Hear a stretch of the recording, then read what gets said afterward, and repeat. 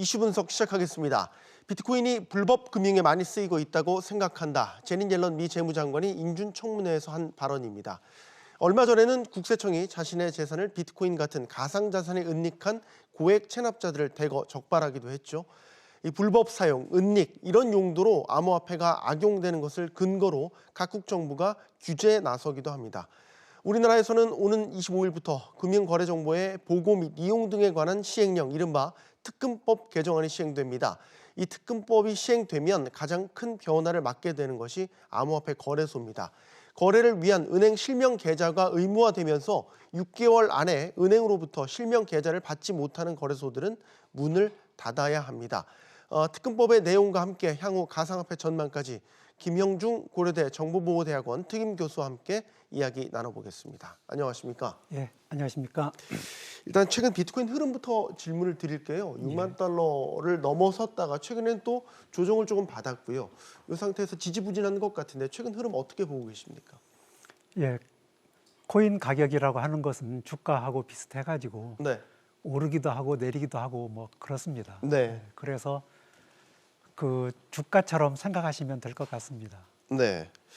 최근에 국세청이 이 고액 체납자들, 그러니까 비트코인 같은 곳에 자신의 재산을 이제 은닉한 고액 체납자들 적발했는데 비트코인으로 세금을 내겠다는 게 아니라 전액 현금으로 내겠다 이렇게 얘기를 했다고 하더군요. 예. 이런 거 보면 비트코인 가격이 계속 오를 것이라고 보기 때문에 뭐 어느 정도 뭐 역으로 아이러니하게도 비트코인의 어떤 자산 가치가 인정되는 것 아니냐 이런 해석을 내리는 시각도 있는 것 같아요. 맞습니다. 그 요새 비트코인을 담보로 맡기고 비트코인을 대출받는 그런 그 서비스도 있습니다. 네.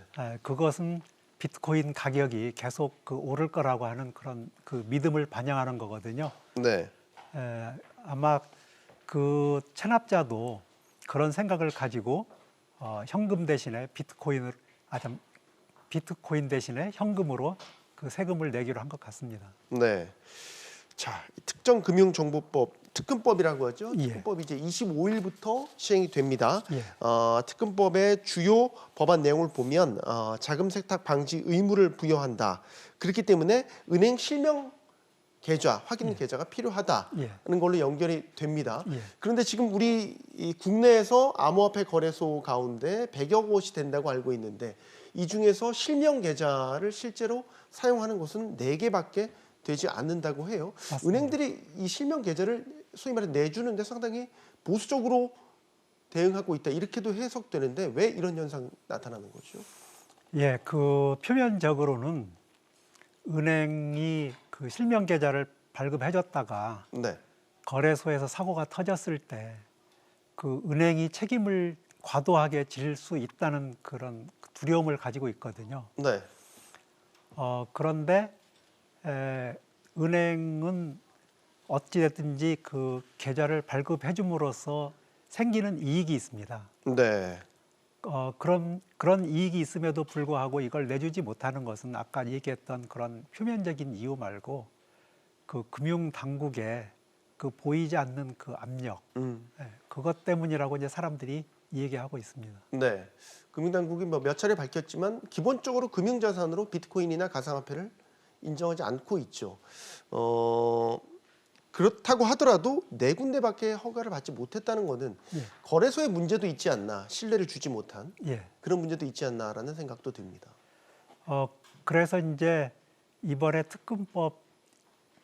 특금법에 따라 가지고 은행들이 이제 그 가상화폐 거래소들이 이제 신고를 하려고 하고 있지 않습니까? 네. 그런데 그러면 이 사람들은 은행에서 어떤 기준으로 그 계좌를 발급하는지 그 기준이 있다 그러면 거기에 맞추겠다. 네.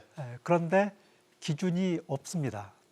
그래서 이 계좌를 받지 못한 거래소들은 그러면 기존의 그 4개 업체는 무슨 기준으로 계좌를 받았느냐. 네. 그 우리를 차별하지 말라 하는 그런 그 불만을 지금 토로하고 있습니다. 네. 거래소 입장에서 충분히 그런 불만을 가질 수 있겠네요. 예. 그 교수님께서 이전에 이 실명 확인 계좌 발급과 관련해서 구체적인 가이드라인이 필요하다 이런 견해도 제시를 해주셨는데 좀 소개를 해주실까요? 예, 지금 그 설명한 것처럼 그러면 무슨 기준이 있어야 되는데 기준이 없기 때문에 그 은행도 힘들어하고 거래소도 힘들어하고 있습니다. 네.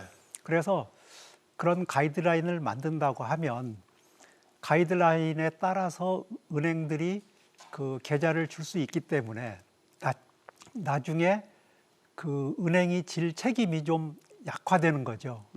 나 혼자 한 게 아니고 네. 우리가 공동 기준에 따라서 이것을 했다.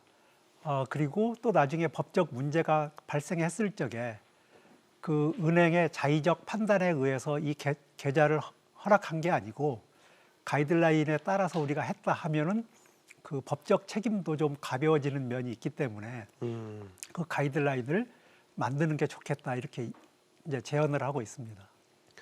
일단 지금 현재는 뚜렷한 기준이 없다라고 본다면 뭐 혼란스러운 상황이 당분간 지속될 수 있을 것 같은데 예, 6개월의 이제 유예 기간이 주어졌잖아요. 예. 그러니까 6개월 안에 예. 은행과의 실명 계좌를 소위 말해서 트는 이런 곳 거래소만 실질적으로 거래를 할 수 있게 된다라는 거잖아요. 그렇습니다. 어떻게 보십니까? 뭐 섣부른 전망일 수도 있지만 6개월 뒤에 소위 말해서 살아남을 거래소들 얼마나 있다고 전망하십니까? 그 실명 계좌가 없다고 그래가지고 이 거래를 못하는 것은 아닙니다. 그 실명 계좌를 가지고 있는 곳은 원화로 거래를 할 수가 있고요. 네. 그렇지 않은 곳은 이제 원화로 거래를 못하게 됩니다. 그런데 그 원화 거래를 하지 못하게 되면 한국에서는 거의 그 영업하기가 어려운 상황이거든요. 실질적으로 그렇다는 거죠. 예. 실질적으로 이제 그렇고 중요한 것은 이제 3월 25일부터 9월 24일까지 이제 신고를 해야 되거든요. 네. 그런데 지금 그 계좌가 없을지라도 조건부로 그 신고를 할 수는 있습니다. 할 수는 있는데 그러면 그 6개월 사이에 계좌를 받을 수 있느냐? 그것은 아무도 지금 장담을 할 수가 없습니다. 그래서 이제 이 신고를 준비하고 있는 곳에서는 네. 만약에 자기네들이 탈락하게 될 경우에 네. 금융소비자보호법에 따라서 이 자기네들이 차별을 받았다. 그런 근거로 소송을 제기하거나 네. 아니면 정부에서 이 신고제를 운영하는데 은행의 자의적 판단에 따라서 이 처리를 했다. 이것은 위헌적 요소다. 그래가지고 위헌 소송을 하겠다. 이런 이야기를 하고 있습니다. 더 어떻게 보면 더 혼란스러운 상황이 빚어질 수도 있겠군요. 그렇습니다. 지금 상황만 본다면 말이죠. 그렇습니다. 그러면요, 교수님, 이 이용자들 입장에서는 어떻게 해야 되겠습니까? 투자자들이 되겠죠. 예. 그러니까 원화 거래를 못하게 되는 경우도 발생할 수 있기 때문에 그렇습니다. 미리 사전에 중요한 정보들, 이 거래소가 과연 안전한가 이런 정보들을 잘 취득해서 결정을 해야 될 시기가 올 것 같은데요. 그 결정의 시기는 제가 보기에 아직 이제 9월 달까지는 그 시기가 좀 남아 있습니다. 네. 그 대부분의 이제 거래소들이 그 신고를 하게 될 것 같습니다. 그런데 그 결정이 이제 나는 것은 9월 24일까지 신고를 한 곳은 그래도 이제 그 가능성이 있는 것이고요. 그 다음에 9월 24일까지 신고를 하지 않은 곳은 9월 25일부터는 그 원화 거래를 할 수가 없습니다. 네. 그러면 이제 9월 24일까지 신고를 한 곳은 3개월 이내에 이제 신고 수리 여부를 결정하게 되거든요. 네. 그래서 그 9월 24일 이후에 어떻게 할 것인지는 또 그때 가서 결정을 해야 됩니다. 금융당국 입장도 궁금한데요. 지금 어쨌든 암호화폐에 대한 거래가 폭발적으로 늘고 있기 때문에 예. 소비자들 입장에서는 거래를 하긴 하지만 뭔가 보호 대책이 직접적인 보호책이 있어야 되는 것 아니냐라고 의견을 주시는 분들도 많이 있습니다. 예. 그런데 물론 특검법이 시행되긴 하지만 아주 직접적인 어떤 보호책은 아니라고 보여져요. 예. 네. 그런데 이런 요구들도 있는데 금융당국이 특별히 움직이는 모습은 보이지 않고 있어요. 그 특검법의 기본 목적이요. 특검법 이 개정을 할 때 기본 목적이 네. 자금 세탁 방지입니다. 네. 그래서 거기에 소비자를 보호할 수 있는 그런 조항들이 많지 않습니다. 네. 거기 이제 소비자를 보호하기 위해서 들어가 있는 그 내용들은 예를 들어서 뭐 그 정보보호 인증을 받았느냐. 네. 그다음에 이 그 거래소의 대표나 임직원들의 금융 범죄 기록이 없느냐. 뭐 이런 것을 보거든요. 그런데 그것으로 충분하지가 않습니다. 네. 정부에서 그 소비자 보호를 위해서 그 여러 가지 좋은 일을 하려고 하면은 먼저 정부가 이 암호 자산에 대해서 좋은 시각을 가지고 있어야 되거든요. 적어도 부정적인 시각은 없어야 되는데 정부에서 이런 부정적인 시각을 가지고 있기 때문에 투자자들이 보호를 받을 수 없는 그런 상황에 있습니다. 앞으로 뭐 그건 이제 금융당국 행보를 좀 더 지켜봐야 될 예. 그런 문제인 것 같습니다. 예. 이 질문을 드리고 싶어요. 최근에 인도 정부가 예. 비트코인을 발굴하고 뭐 갖고만 있어도 처벌할 수 있는 그런 법안을 추진한다는 소식이 전해졌고 이것 때문에 뭐 비트코인이나 암호화폐 가격들이 줄줄이 떨어졌죠. 예. 요지는 이건 것 같습니다. 인도 정부도 중앙은행이 발행하는 디지털 화폐를 준비하고 있는 국가로 알려져 있기 예. 때문에 나중에 이런 식으로 된다면 이 중앙은행들이 발행하는 디지털 화폐와 비트코인 같은 암호화폐들이 서로 충돌하지 않을까라는 예상을 하게 되고요. 또 일부 전문가들은 서로 조화롭게 공존할 것이다라는 의견을 주신 분들도 있고 아직 학계에서도 여기에 대해서는 어떤 뚜렷한 방향성이 정해지지는 않은 것 같아요. 어떤 견해십니까? 그 중앙 정부가 발행하는 CBDC는 그 역할이 따로 있고요. 또 그것을 보완하는 다른 그 금융 수단이 따로 있거든요. 네. 지금 한국 중앙은행이 원화를 찍어내는데 시중에서는 상품권이라든지 이런 것들이 사용이 되고 있습니다. 네.